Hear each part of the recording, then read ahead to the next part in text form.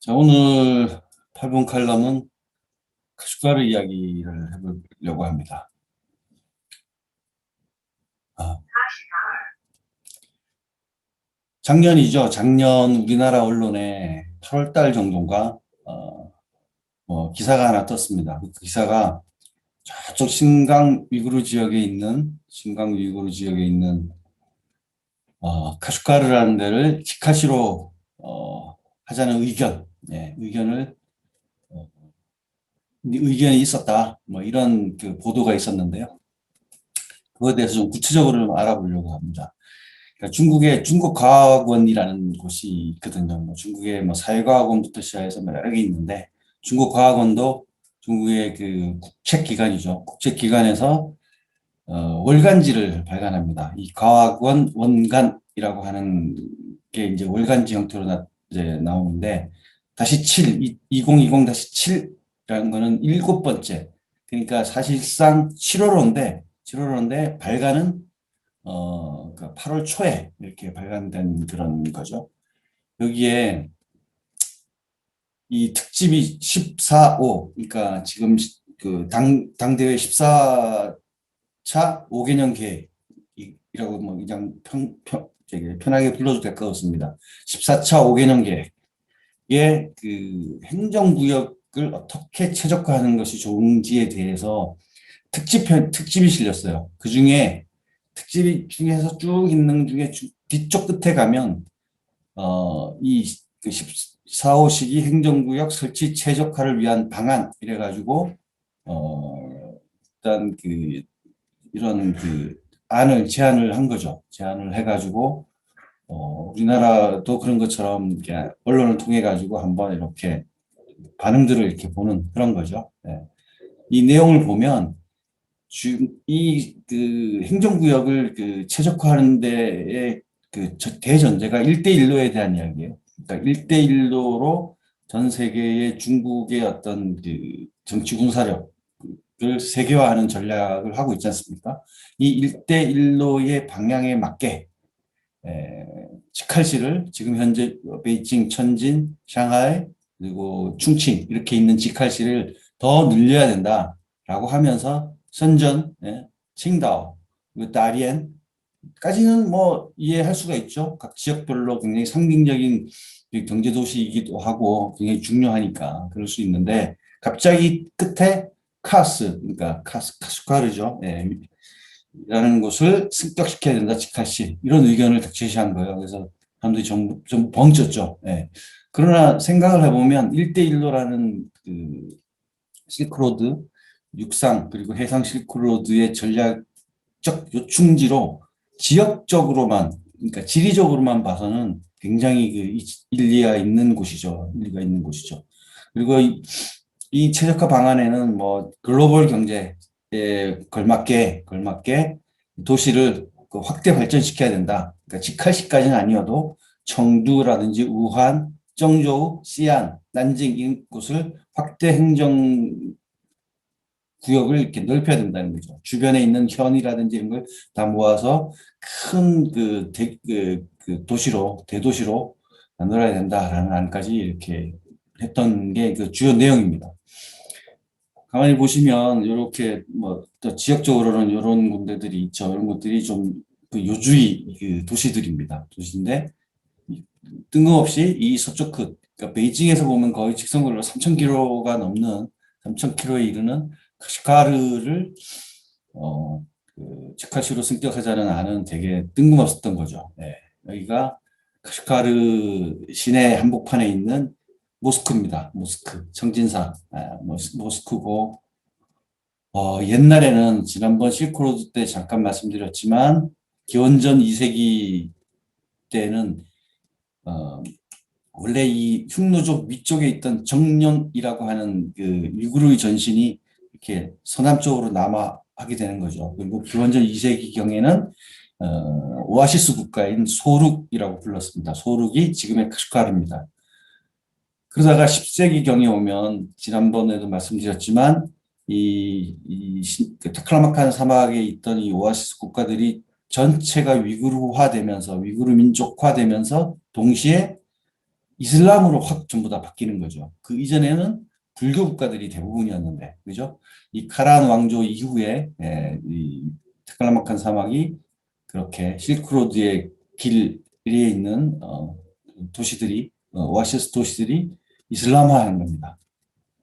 그래서 카슈가르에 가면 이런 딱바자 시장이죠. 시장도 있고 다 이슬람 분위기가 나지 않습니까? 그리고 사람들도 전부 이렇게 모자를 쓰고 있습니다. 이 사람들은 전부 이슬람인들인 거죠. 거기에 아이들도 되게 귀엽죠. 그리고 전통적으로 이 정령의 후손이지만 투르크, 뭐 흉노 여러 민족들하고 그 싸우면서 경쟁하면서 또는 서로 이렇게 융합되면서 살아왔기 때문에 이민족 간의 결합들이 이게 되게 끈끈하게 있는 부족입니다. 그래서 신강 위구르 지역에 가면 우리처럼 우리도 뭐 옛날에 뭐 단일 민족, 백이 민족이 됐지만 위구르도 어떤 그 정령이라고 하는 회골이라고 하는 그 민족성 하나만 갖고 있는 건 아니어서요. 애들 얼굴이나 사람들 얼굴이 다 제각각인 거죠. 네. 어쨌든 그렇습니다. 네. 그리고 그 유명한 걸륭제의 그 비라고 추정되는 향비묘도 있고요. 이것도 다 이슬람과 관련된 겁니다. 그런데 이 카슈가르는 신장 위구르 자치구 내에서도 그 GDP, 경제적 수준을 GDP로 본다면 거의 10위권에 들 정도로 진짜 극빈 지역이에요. 극빈 지역이고, 그러니까 이제 도시화된 비율도 23% 정도 거의 농촌이라는 거죠. 그리고 면적은 넓지만 인구는 충칭시의 거의 뭐 8분의 1, 7분의 1 정도밖에 안 되는 400만 정도가 됩니다.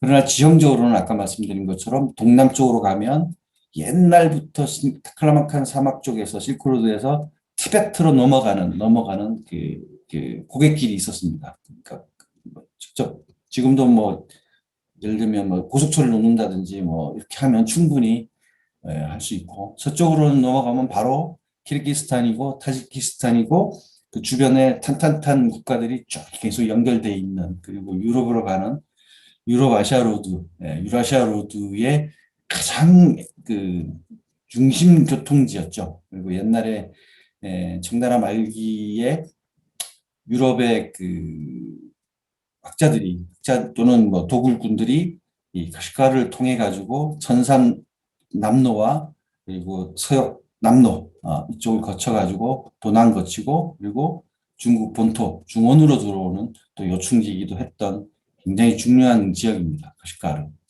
그리고 사막도 있고 또 하나는 이 카시카르 쪽에 있는 위구르인들이 다른 지역보다도 굉장히 독립정부, 과격한 편입니다. 과격한 편이어서 이쪽 최근에 타클라마칸 사막 그 오아시스 여행 가는 게 상당히 많이 불편해져 있긴 하지만 그렇습니다. 그러니까 이거와 관련해서 재밌는 사람 한 명을 소개하려고 합니다. 왕후닝이라고 하는 사람이에요. 제가 보기에는 아까 그 과학원에 나온 이야기, 슈카르를 직할시로 하자는 제안, 이거는 중국의 특성상 어떤 암묵적 동의, 누군가로부터의 암묵적 동의가 있지 않으면 도저히 나올 수 없는 제안이거든요. 일개 학자가 감히 그런 얘기를 할 수 있을 정도의 수준은 아닌 거죠. 따지고 보면 이 왕후닝이라는 사람, 지금 정치국 상위 7명 중에 한 명이죠. 7명 중에 한 명이고 특별한 그 행정 경험이 없는 오로지 브레인인 출신으로 최고 정치인이 될 정도로 그 유명한 사람입니다. 아시는 분 알 거고. 그러니까 복단대학교, 상하이에 있는 그 유명한 복단대학교 국제정치학과 주임 교수를 역임을 했고, 그 장쩌민, 강택민이 베이징으로 갈 때 데려갔고, 그 이후에 후진타오 정부, 그리고 현재 시진핑 정부에서의 핵심 브레인으로 지금 있는 겁니다. 그리고 2013년도에 그 1대1로, 즉, 그 육해상 실크로드의 그 구체적인 제안도 입안도 이 왕후닝이 했습니다. 왜냐하면 왕후닝이 베이징에 올라가서 한 일이라고는 당 중앙정책연구실 부주임을 거쳐서 주임을 지금까지 하고 있는 거거든요. 최근에 비로소 작년에 이제 그만두었지만 이 중앙정책연구실이 모든 중국의 그 정치, 경제, 사회문화, 국제 전략 이런 것들을 다 입안하고 하는 그런 그 기관이죠. 여기를 거의 뭐 장장 십몇 년을 책임자로 근무했으니까 대단한 거죠. 그리고 장쩌민과 후진타오 정부와 시진핑 정부의 그 여러 가지 그 정치 철학, 정치 철학도 다 왕훈이 입안한 겁니다. 결국 그 카슈카루에 대한 이야기, 치카시 이야기는 왕후닝의 동의하에 나온 이야기로 추측이 되는 거죠. 이와 관련해서 이 왕후닝이라는 사람의 재밌는 에피소드 하나를 하고 마칠까 합니다. 왕훈이 푸산대학교에 있을 때 결혼을 했거든요. 그러니까 이 당시 그 젊은 교수였는데 국제정치학, 정치경제학, 그러니까 특히 마르크스 정치 경제학을 전공한 사람으로 나름대로의 어떤 그 이론이나 이 출판된 서적이나 이런 게 센세이션했던 거죠. 굉장히 유명했다고 합니다. 그래서 그때 결혼을 했는데 부인은 같은 동료 교수였어요. 동료 교수였죠. 그래서 이제 신혼살림을 차리는데 부인이 이제 왕훈이에게 메모지에다가 이렇게 잔뜩 써가지고 뭐 필요한 물품들이 있을 거 아닙니까? 신혼살림을 하기 위한 물품들. 뭐 큰 건 아니고 뭐 이런 그 휴지라든지 뭐 이런 것들 사오라고 쭉 적어가지고 줬죠.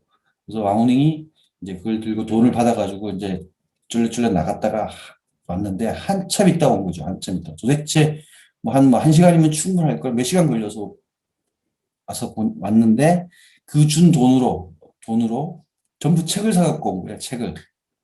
왜 그러냐면 그 메모지는 일종의 이면지였던 거예요. 그러니까 그 메모지 앞쪽에는 왕후님이 그동안 읽어보고 싶었던, 사고 싶었던 책 목록이 적혀 있었고, 그 뒷장에 신혼살림 물품 리스트를 적어가지고 부인이 준 거죠. 네. 그런 에피소드가 있었습니다. 물론, 그때 그 동료 교수하고는 이혼하고요.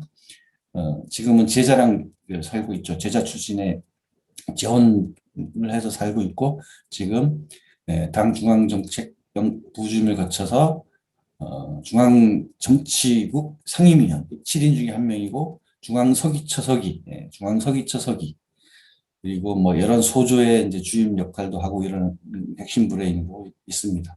어쨌든 근데 제가 보기에는 카슈카르를 그뭐 어떤 뭐 경제적 수준이나 이런 걸 고려해서는 뭐 치카시급에 어울리진 않지만 1대1로라고 하는 큰 전략적 흐름 속에서는 굉장히 중요하고 그리고 주운주카시 개념의 어떤 그 도시의 어떤 그 행정 개념을 도입하면서 거기에 계속 어떤 그 시설 투자라든지 기관 투자라든지 기반 시설이라든지 도시화들을 진행하는 이런 전략을 하지 않을까라는 생각, 추측 이런 게 들기도 합니다. 네. 5분 쉬었다가 밀란 이야기를 하도록 하겠습니다.